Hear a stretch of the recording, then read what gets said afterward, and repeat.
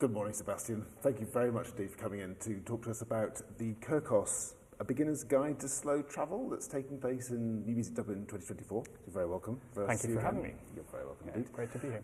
Tell us, you know that thing in university essays where you have to define your terms? Well, I went to music college, so right, not really. Right, well, here we go. Can you slow travel? Tell us A, what, and then B, why? Yeah.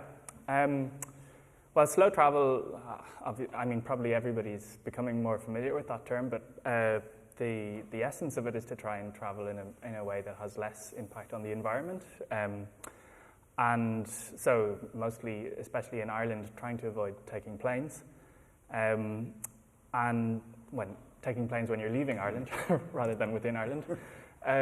But the other aspect of it is that actually when you slow down your travel, you also experience the environment that you're passing through in a totally different way, which is really interesting. And maybe not something people would think of, because I think people hear the idea of traveling slowly or avoiding planes and think it's just like a kind of a sacrifice that people have to make for the environment. But from doing it ourselves, both as part of the piece we made and also just as a kind of lifestyle change, we all found basically, there's 6 of us in the group, we all found that it was like, in a way, a luxury as well, because you're getting this time to just pay attention to where you are and also to enjoy the rhythm of travel, which is nice.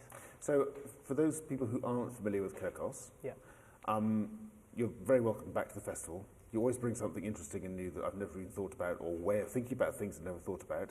You've done some wonderful things there. So for private use was all your own idea that we did in Dublin, the Lockdown Festival.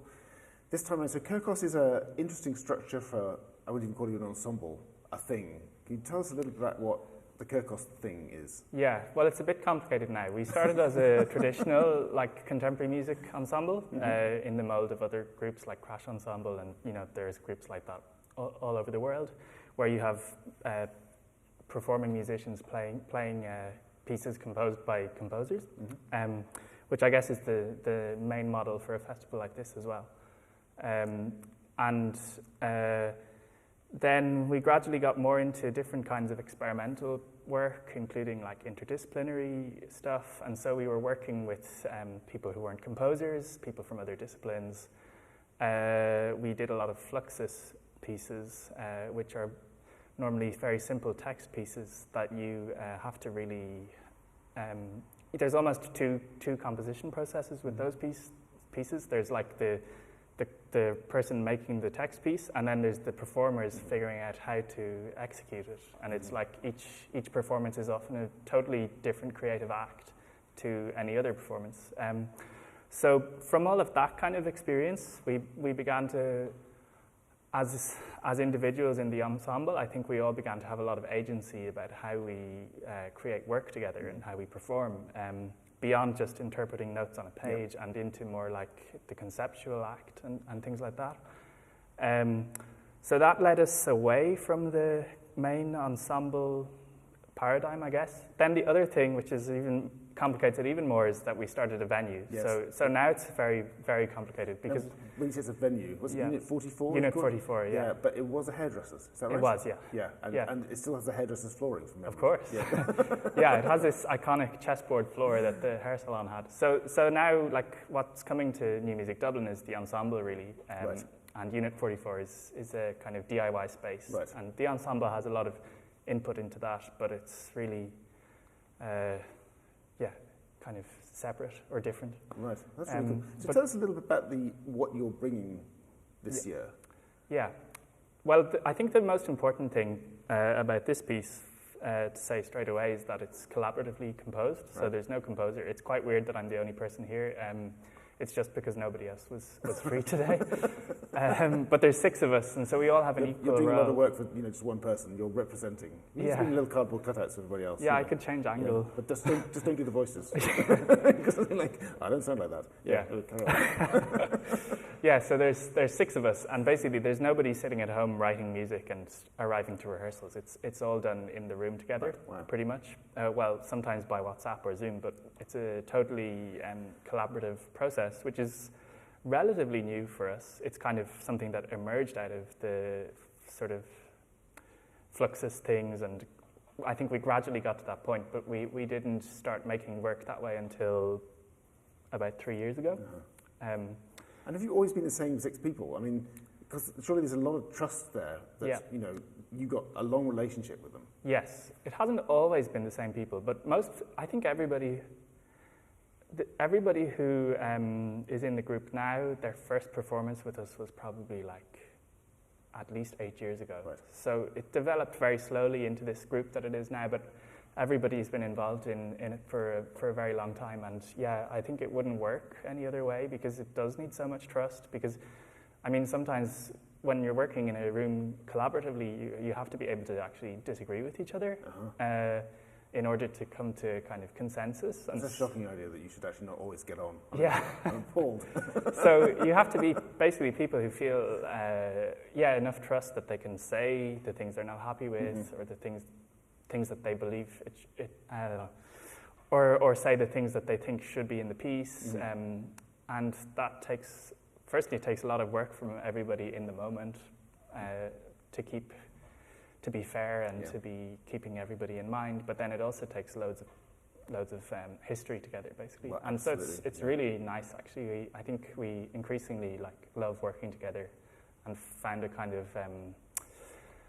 It doesn't feel like any of the other work any of us do, I don't think. That's a really valuable thing. I mean, one of the things that this is a co-commission, just worth saying, so it's us, Huddersfield, Sound, and also a Northern Irish partner potentially as well. And so we are, this is the second outing for the project. You did Huddersfield first. Now, there was something else you did in Huddersfield which is deeply attractive to me because, you know, I'm always tired. And you actually had an event called Join Us for a Nap, is that right? And it's an interesting thing to put it almost as a kind of as a bit of a festival thing that's by a group, so it looks like it's a performance, but it's not a performance because, as I understand it, everyone just went for a nap. Yeah, exactly. I mean, of course, whether it's a performance or not is kind of a philosophical question, but we were really trying to treat it like not a performance. Right.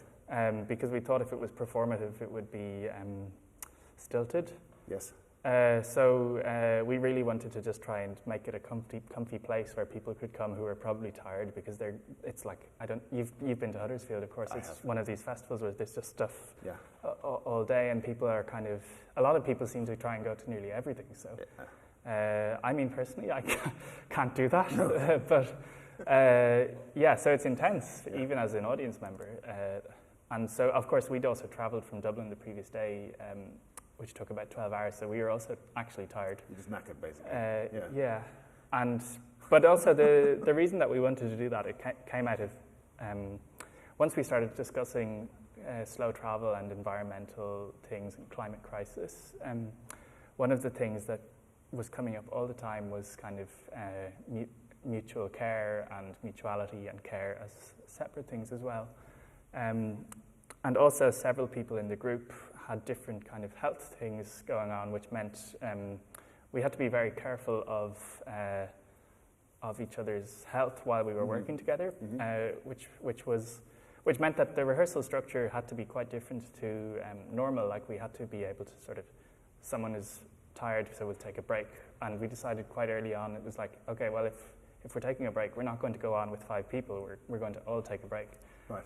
And that led to us actually having naps in the rehearsals because we needed them, or some people needed them, and we're experiencing that kind of thing all together, and that ended up making its way into the piece. So there's a lot of this stuff about taking care, especially through naps and things like that, through rest, more than naps, is really embedded in the main piece as well. Right. And then that gave us the idea. We'd been asked to do a short 20-minute piece as well in Huddersfield, and rather than presenting something else, we thought, well, actually this would tie in so well with the main piece. And we had these nice experiences ourselves of just having a nap. Having a doze.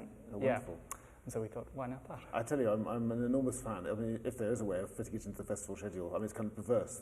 The festival schedule is so intense, there's not time for... Well, exactly. I used to, well, I still do, in fact, I have an office in Edinburgh, and my general manager and I, different organisation, we have this thing called the efficiency sofa, and nobody actually comments if you go and sit on the efficiency sofa and have a nap. That's basically the same thing. It's like, nobody says, actually, don't do that, or you can't fall asleep. It's like, oh, Kathy's going to go and lie on that. That means, I'll go and have a lie on that after her. Right. I think it might be a surprisingly common thing, actually. Yeah. It has these naps built in. Yeah. Great. Sebastian, really looking forward to your, should we call it a performance? Event? Performance. Definitely a performance. On Sunday afternoon, 28th of April, in New Music Dublin, and it's a real pleasure, and thank you very much indeed for coming in. Thank you for having me. You're welcome.